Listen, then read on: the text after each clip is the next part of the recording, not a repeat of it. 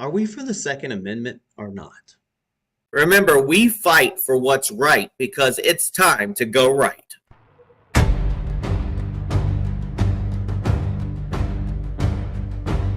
This is not left versus right. This is liberty versus power. When the Constitution gets uncomfortable, that's when it matters most. Are we for the Second Amendment, or only when it's convenient? Rights are not privileges! Freedom is not conditional! If liberty only fits your side, then liberty is already gone! This is Go Right with Peter Boykin!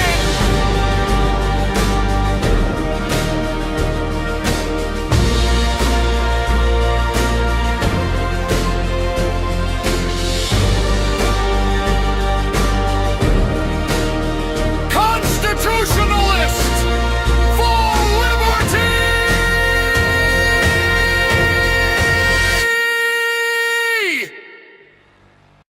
Are we for the Second Amendment or not? The Alex Pretti shooting is a constitutional Rubicon. This is hashtag Go Right with Peter Boykin. Most of us who care about freedom haven't felt this conflicted on the right in a long time. Watching the aftermath of the shooting of Alex Jeffrey Pretti in Minneapolis, it's clear the country is staring down a constitutional crossroads that goes far beyond one tragic encounter. And I know a lot of new information has came out, but what we do know is that Alex Jeffrey Pretti, a 37-year-old Minneapolis ICU nurse and American citizen, was the person who was fatally shot by Border Patrol, according to his union and family sources. Federal officials saw and say Pretti approached Border Patrol agents while armed with a 9mm pistol and violently resisted when they attempted to disarm him, prompting an agent to fire defensive shots. State officials confirmed Pretti had a lawful permit to carry. His union says the viral video of the shooting does not clearly show him brandishing a weapon right before he was attacked. At the time of the shooting, federal officials were targeting Jose Huerta Chumba, an illegal immigrant with a criminal history including domestic assault for intentional infliction of bodily harm, disorderly conduct, and driving without a valid driver's license. And here's what we know from multiple outlets. Pretti was shot and killed during a federal immigration enforcement operation. Videos show Pretti in the street near the federal agents. Some widely cited analysis suggests he was filming with his phone. It was not clearly brandishing a weapon immediately before he was tackled and shot. Pretti was legally licensed to carry. Federal officials say he was armed, but available video of the moments before the shooting shows a phone in his hand, not a weapon. And I know there's a lot more information that's been out and coming out, so this data might change. We do see that he did have some run-ins previously where he kicked the back of a car, and there was other videos coming in. I'm not saying this guy was a great guy, but he did have a weapon. He had a legal weapon.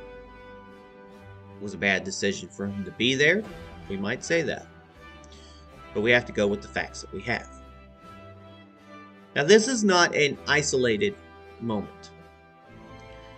It was the third violent incident in a short span involving federal immigration agents in Minneapolis. It followed the fatal shooting of Renee Good later in the month, or actually earlier in the month, and another incident where a man was wounded. Now, I'm going to tell you, I support ICE. I support the operations they're doing. But we have to take pause and we have to find out what exactly is going on. Now let's look and get into the part that matters most of us as constitutional conservatives and freedom lovers. You and I believe in the Second Amendment. We believe citizens have the right to keep and bear arms and defend themselves and their communities. We believe in personal responsibility and lawful gun ownership.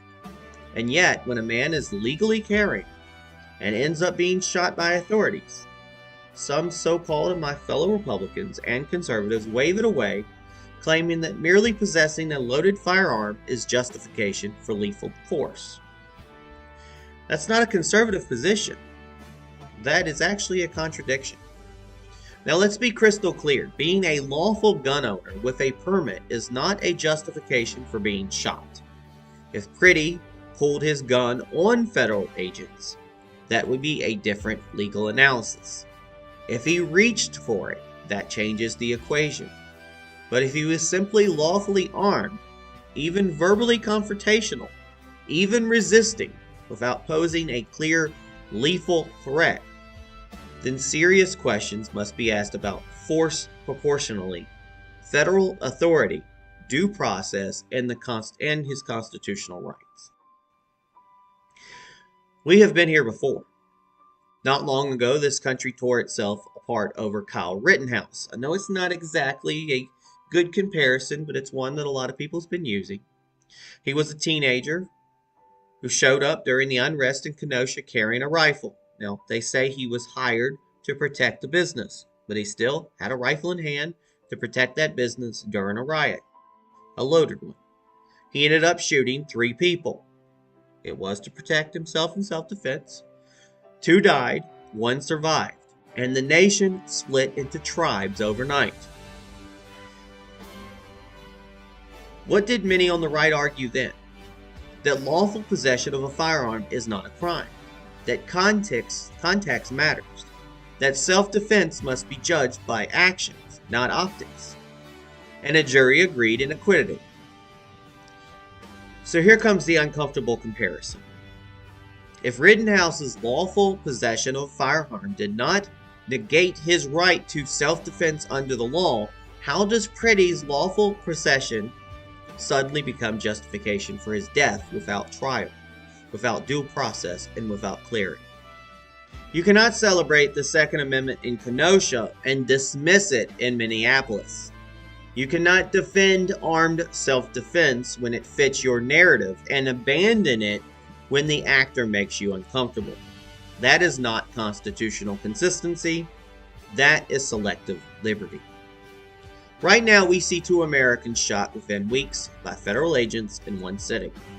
There are protests, national media scrutiny, conflicting videos, and sharply different accounts of what happened in the critical seconds before shots were fired.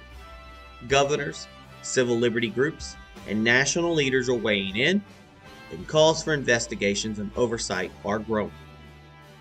Now, what frustrates me is not disagreement.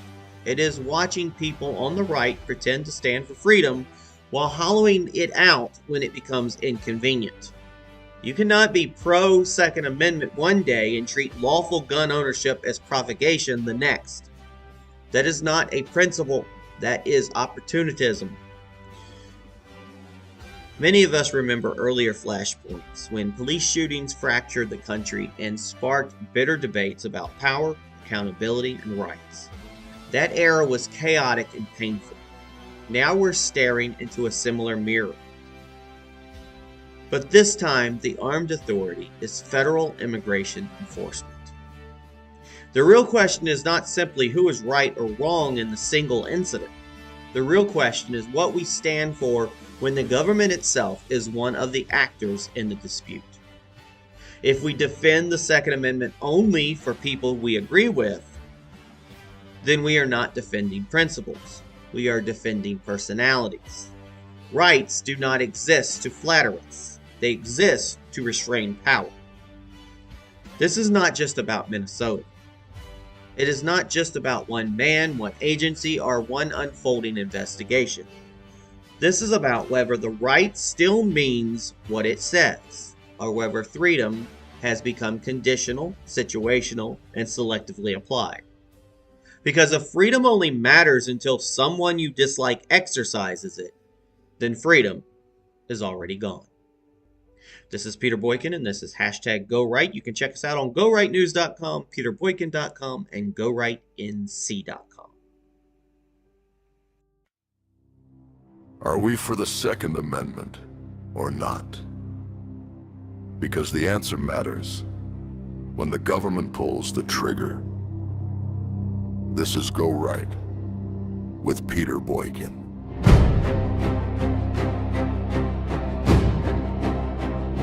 Most of us who care about freedom haven't felt this divided in a long time. A lawful citizen, a permitted firearm, federal agents, and a split second that changed everything. Alex Jeffrey Pretti, American citizen, legally armed, shot during a federal operation. And now the country stands at a crossroads. This is not left versus right. This is power versus principle. This is the Constitution under pressure. Are we for the Second Amendment, or only when it's convenient? Are we for due process, or just blind obedience? You cannot pick and choose your liberty. You cannot trade rights for comfort. If freedom only fits your side, then freedom is already gone. We defended the right to bear arms in Kenosha. We said context matters. We said lawful possession is not a crime. So tell me now, why does lawful carry become a death sentence when the shooter wears a badge? That is not conservatism. That is contradiction. Rights are not personalities. They do not bend to tribal lines. They exist to restrain power, especially when power is armed. Are we for the Second Amendment, or not when it makes us uneasy? Are we for equal justice, or just the easy story? You cannot celebrate liberty one day and dismiss it the next, because freedom without consistency is not freedom at all. This is not about one city, one agency, or one moment caught on camera. This is about whether the right still means what it says. Are we for the Second Amendment without conditions? Without